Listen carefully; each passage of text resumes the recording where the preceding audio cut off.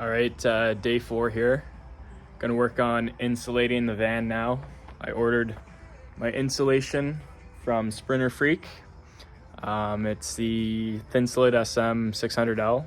I got about 80 linear feet for here. It's about $1,000.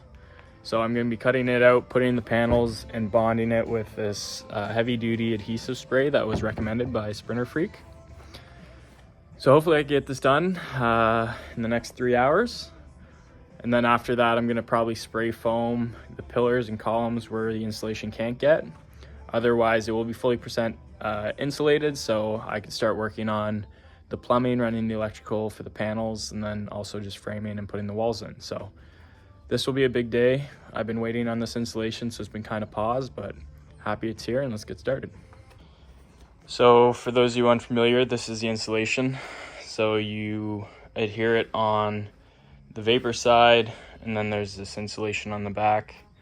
This stuff is apparently an R value of around 6, which is a really high R value, and it's very malleable. It's easy to fit into all these spaces. So I got 2 rolls. I'm gonna start with this one, start cutting it up, filling it up. I'm gonna start at the back and work my way to, well, start at the front, work my way to the back.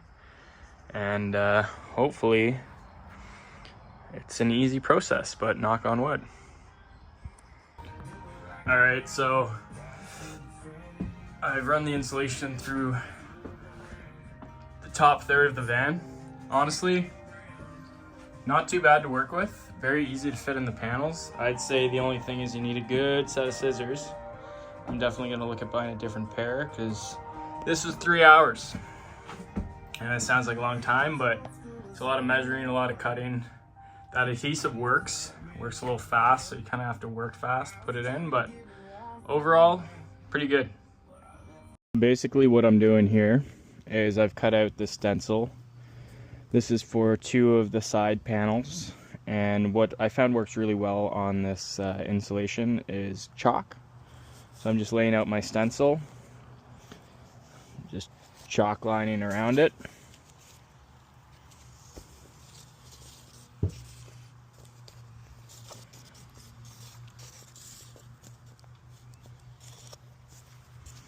And that will give me basically what I need.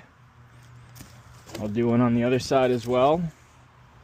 But anyhow, this way it makes it so it's a lot easier to get perfectly. I tried it without the stencil.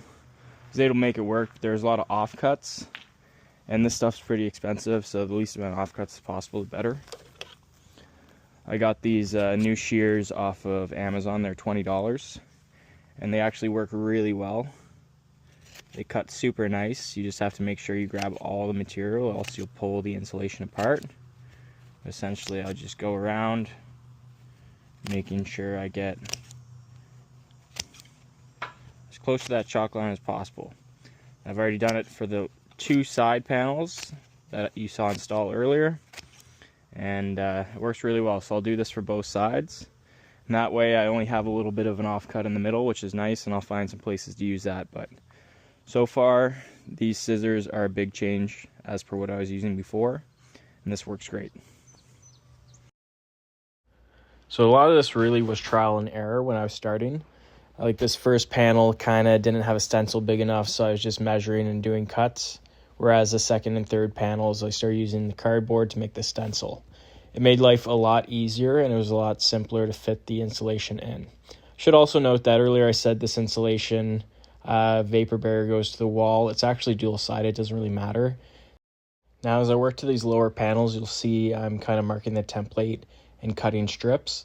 This is so I could slot them into the spots on the ribbing that connects to the outer panel, so you can't easily set them in.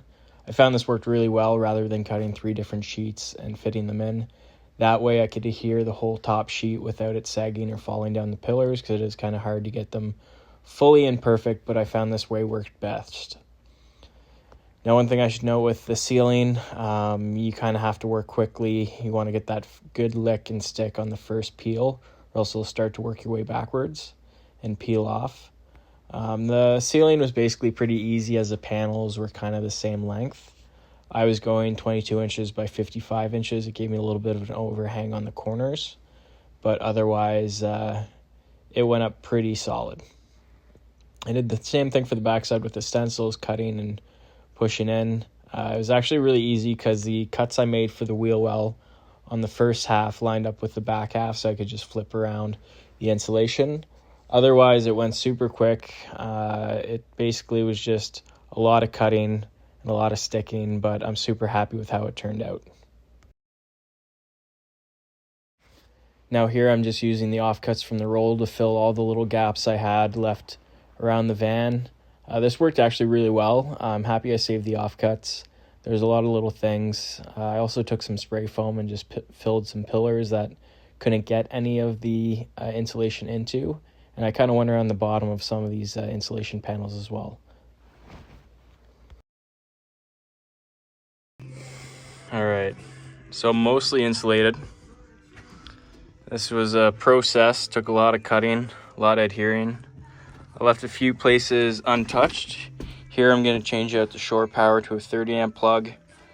And then I'm going to be changing this to the front, putting AC in here. As well as there's a current tiny roof rack up here. But I think I'm going to go full size roof rack, so I don't want to insulate over this in case I need to take it out. But otherwise, looks pretty good. That stuff's super easy to work with. That was just one roll. I got a whole roll left, but that was about 40 linear feet. I ordered 80, which is obviously way too much, but I'll be able to plug away at little things, but so far so good.